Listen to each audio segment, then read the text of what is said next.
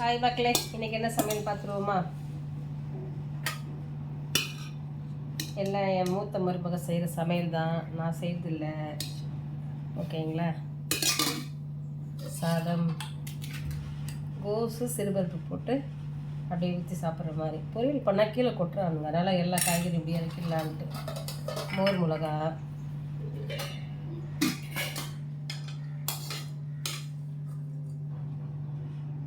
பாவக்காய்,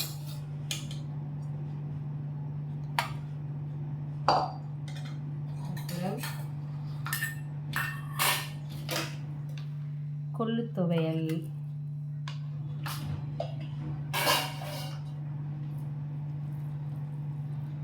பிரண்டை துவையல்,